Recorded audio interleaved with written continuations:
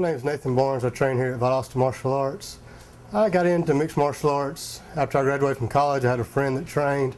I wrestled during high school, wrestled middle school, and wanted to keep competing. So once I got out of college, I came here with my friend to train a little bit and got to where I really liked it and stuck with it ever since.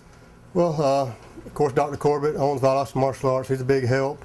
All our teammates, all the guys who train up here, Brett Chisholm, Cameron Neville, Joel Weldon, Sean Gay, all those guys, they're in here every day, busting your butt, really helping you out. You work with each other.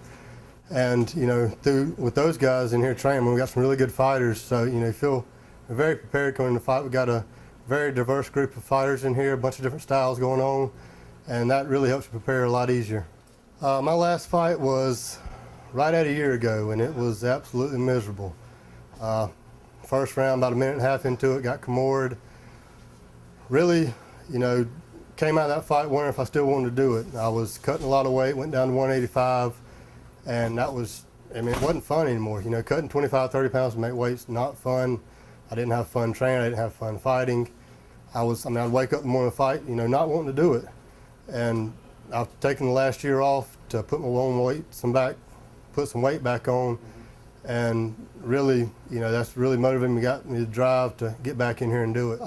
I'm still training pretty much the same way, a lot of grappling, a lot of stand-up, a lot of cardio.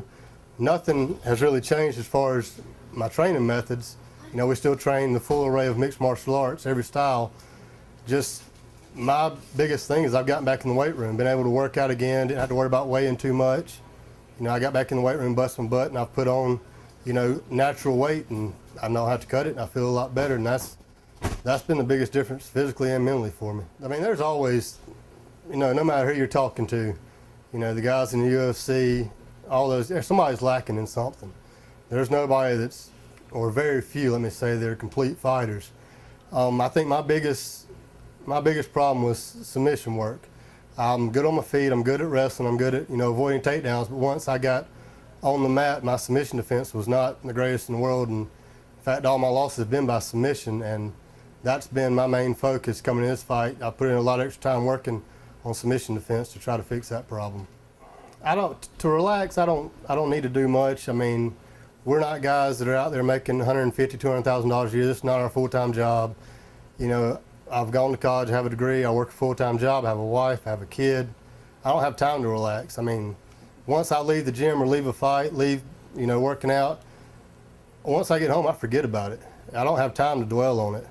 I get home, my wife, my kids there, we eat dinner, I go work out, come home, go to bed, get up and go to work. I don't have time to reflect on, gosh, I wish I'd done this, I wish I'd done that. I should have done this in training. I don't have time to worry about that. And that, in a way, that makes it a lot easier. You don't take it home with you. When I dropped down to 185 and 205, I did find myself getting a lot more nervous just because I didn't feel good. I didn't feel mentally prepared, physically prepared. I felt smaller and weaker. At 205, when those fights, I never really felt nervous. I felt good going into the fight. I was healthy. And now this week, here we are the Monday before the fight, and for the first time, I'm looking forward to getting there and fighting for a change. Once you step into that cage, you come in prepared that every fight you go into is your fight to win, is your fight to lose. If you go in thinking, maybe I won't win this fight, maybe this guy's better than me, then what's the point in getting in there?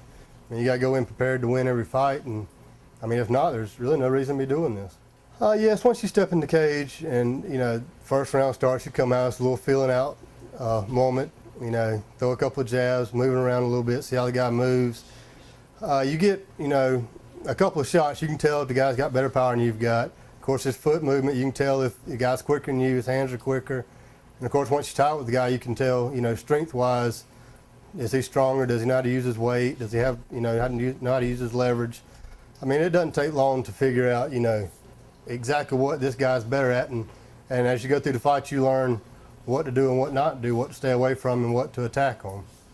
MMA, competing-wise, it's an individual sport. You're in there with another guy. There's nobody in there with you. You can't tag out. It's in professional wrestling. In that aspect, the competition is solely individual. But what people don't see is the countless hours in the gym where you've got 20 other guys training with you, getting you prepared. So yeah, for 15 minutes, it's an individual sport. for other countless hundreds of hours, it's a team sport. I mean, you've got a team that you train with. If they're out there to train you, there's no point in fighting. You can't win without your teammates training you, preparing you. When I step in there Saturday night, there's not much for Mike Proctor to know other than, I'm fat and happy now, so that's when you got to watch out.